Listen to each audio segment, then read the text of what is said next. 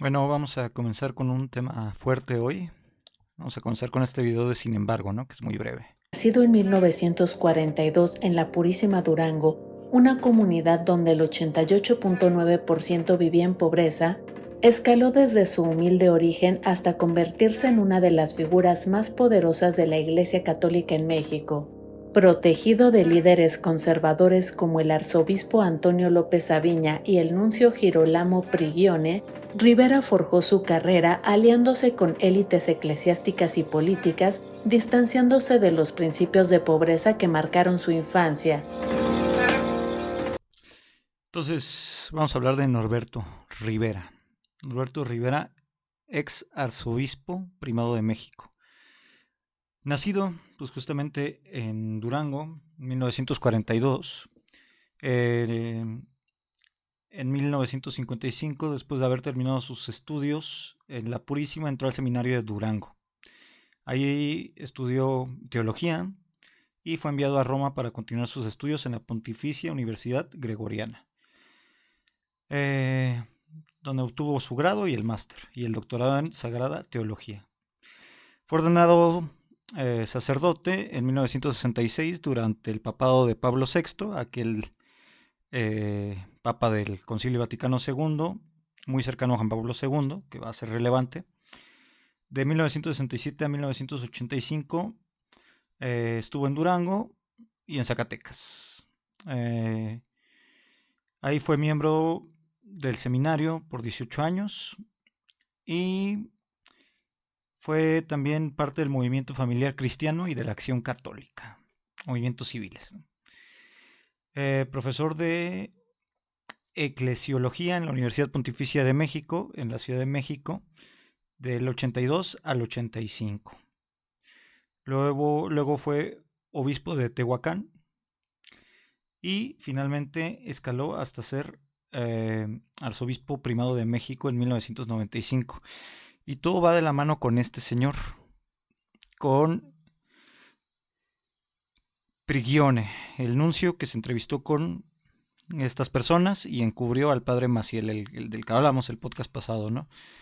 Jerónimo Prigione, ex nuncio apostólico de México, señalado por tolerar los abusos del sacerdote Marcial Maciel y por reunirse con los hermanos Tales y que logró restablecer las relaciones. Fíjense, esto es muy importante. Este señor es el que logró restablecer las relaciones entre el Vaticano y México en el sexenio de Carlos Salinas de Gortari. Las relaciones venían rotas desde hacía prácticamente no había tenido relaciones México diplomáticas con el Vaticano, ¿no?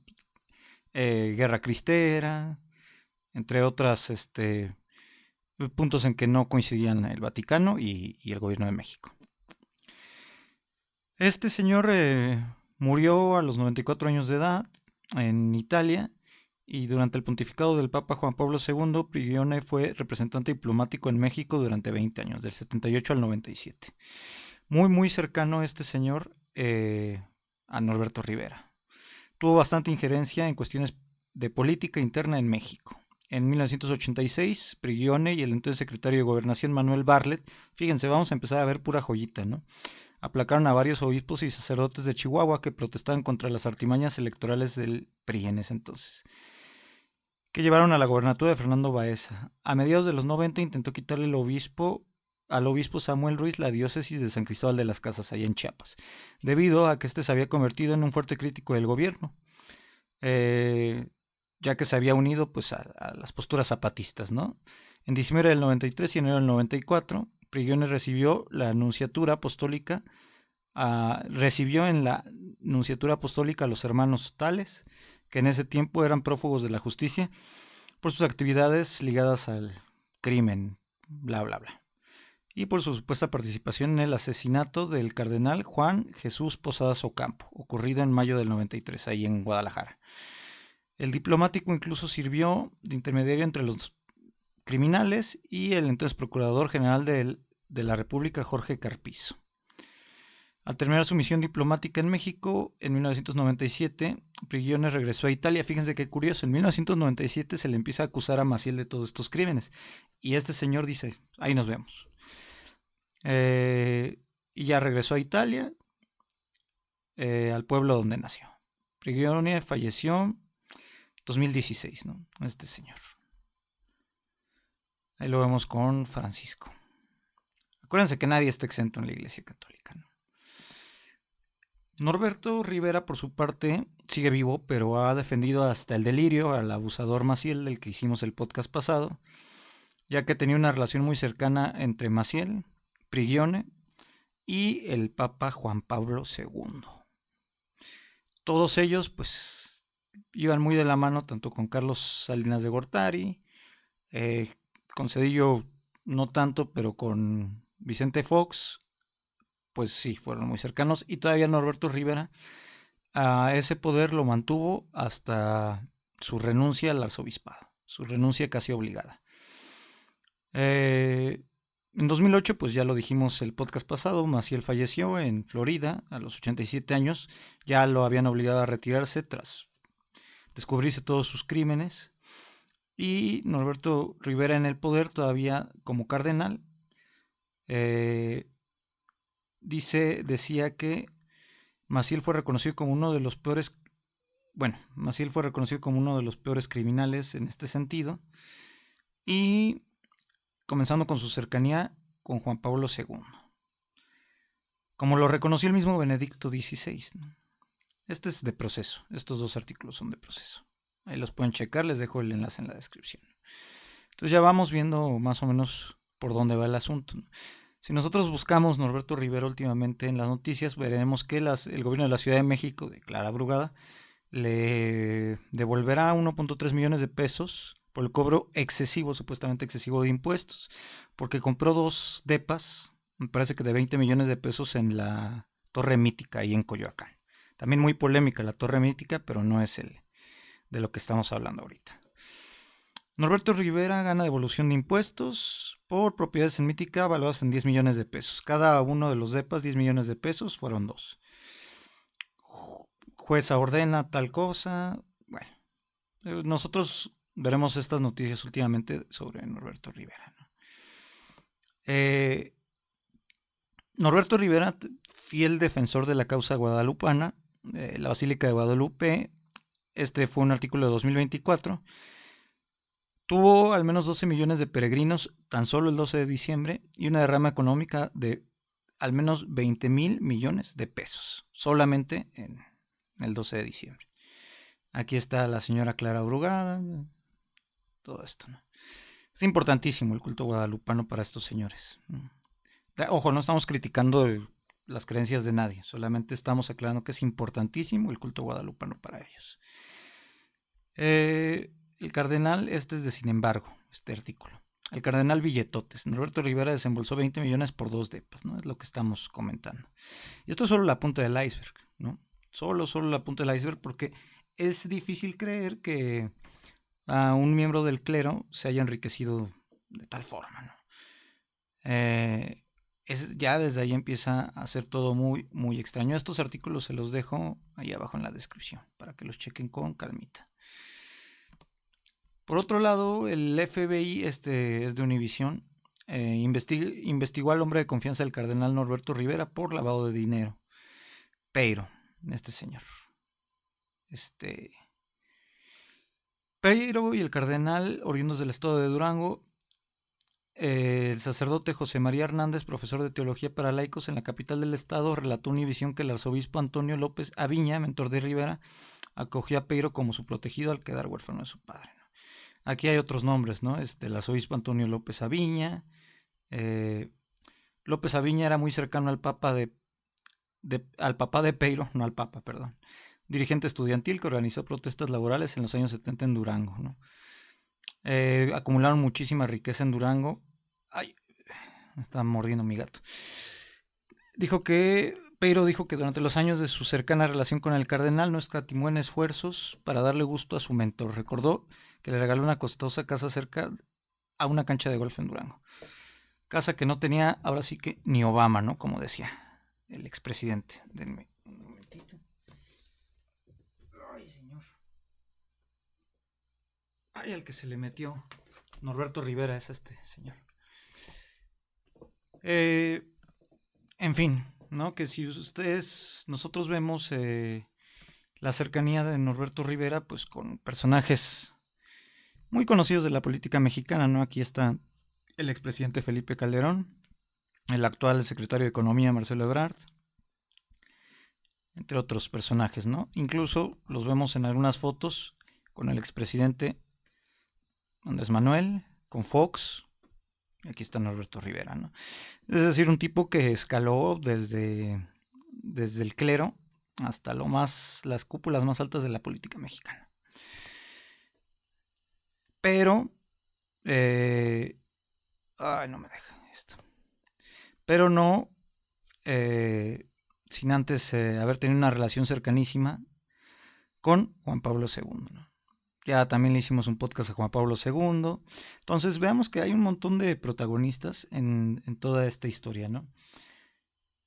El arzobispado de Norberto Rivera pues duró desde 1995. Chéquense, ¿no? Cómo se logra el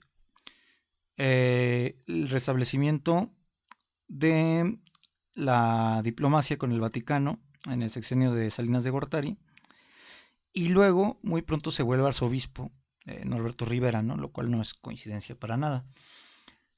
En 1997, pues ya lo comentamos, lo de Maciel, y 20 años después, en 2017, Norberto Rivera presenta su renuncia, como lo establece el Código de Derecho Canónico.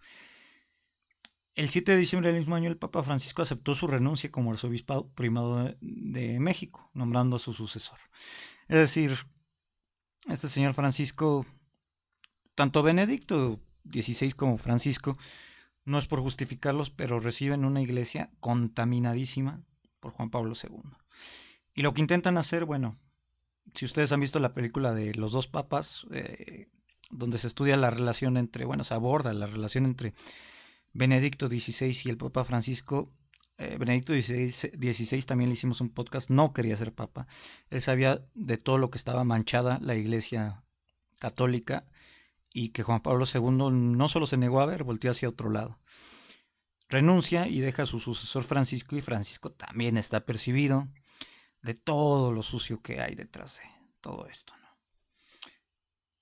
Dentro de todo esto, en este contexto, después del restablecimiento de relaciones entre México y el Vaticano, se le da una mayor importancia al culto guadalupano, y se canoniza finalmente a Juan Diego, ¿no?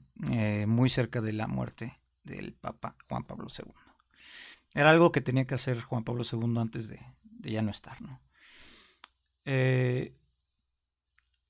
Empezó a haber mayor afluencia cada año a partir del 95 a la Basílica de Guadalupe el 12 de diciembre, ya que fue un gran proyecto de evangelización con el que se acrecentó el culto guadalupano en México. Esto también tuvo que ver con las visitas constantes de Juan Pablo II, sobre todo las últimas dos, en 1999 y 2002. Ahí en 2002 participó Juan Pablo II y Norberto Rivera en la canonización de Juan Diego, ¿no? Si quieren un podcast del mito guadalupano, de la canonización de Juan Diego y de todo lo extraño que hay detrás de eso, lo vamos a tratar de abordar en un podcast exclusivo, desde el respeto a la fe de las personas, ¿no? Pero hay cosas muy extrañas ahí. El cardenal Rivera participó en el conclave de 2013, donde fue elegido Francisco, tras la renuncia de Benedicto. Y ya, ¿no? Finalmente, bueno, en 2017 es su renuncia y empiezan las polémicas, ¿no? Empiezan sus acusaciones por encubrimiento de curas con actividades de abuso infantil, lo cual se denuncia desde California, Estados Unidos, donde se denuncia más de un centenar de menores abusados. Entre las acusaciones que pesan en contra de Norberto Rivera incluyen brindar protección al presbítero cuando era obispo de Tehuacán, Puebla. En septiembre de 2006, su nombre fue incluido en una denuncia levantada por Joaquín Aguilar Méndez, en el cual se acusa a Norberto Rivera de ayudar al sacerdote Nicolás Aguilar a evitar ser procesado por actos lascivos contra menores. Rivera argumentó que él no se encontraba laborando en dicha diócesis en las fechas que indican los acusadores. Sucedieron los hechos. La Suprema Corte del Estado de California declaró improcedente dicha demanda en 2009. Confirmaba así la sentencia emitida en 2007. Tiene polémicas declaraciones en contra de la comunidad LGBT, ya que tiene una postura muy conservadora hacia estos grupos y promueve diversas organizaciones y movimientos conservadores, siendo considerado también opuesto al derecho al aborto. En fin, que Norberto Rivera pues es una joyita, ¿no? Ya vimos cómo se complementa todo este asunto y esto es solamente la punta del iceberg, ¿no? Aquí si nosotros nos ponemos a investigar su relación con los abusadores de niños en el clero en Puebla, su relación con los legionarios de Cristo de Maciel, que ya se habló hasta el cansancio en el podcast pasado, su relación con este señor Jerónimo Prigione, empezaremos a ver cosas que nos van a desagradar bastante, ¿no? Y lo comentamos en algún punto, ¿no? Recordemos cómo en los sexenios del 2000 al 2012 de Fox y Calderón se incrementó la relación entre la Iglesia y el Estado mexicano, ¿no? Sobre todo en el ámbito del Ejecutivo. Y fue todo un plan donde participó el Papa Juan Pablo II y se hizo cierta sacralización del mito guadalupano hasta llevarlo a un nivel altísimo, ¿no? Ustedes recordarán la visita de Juan Pablo II al Estadio Azteca, donde se llenó adentro y afuera del Estadio Azteca, algo que probablemente era inconcebible en el México posrevolucionario, ¿no? En el México de Plutarco Elías Calles, de Lázaro Cárdenas, pero ya no en el México a partir del sexenio de Carlos Salinas de Gortari, ¿no? Hay una derrama económica importantísima en la Basílica de Guadalupe que tampoco este gobierno está dispuesto a dejar ir, ¿no? Y por eso es que es tan buena ahora la relación entre el Vaticano y México.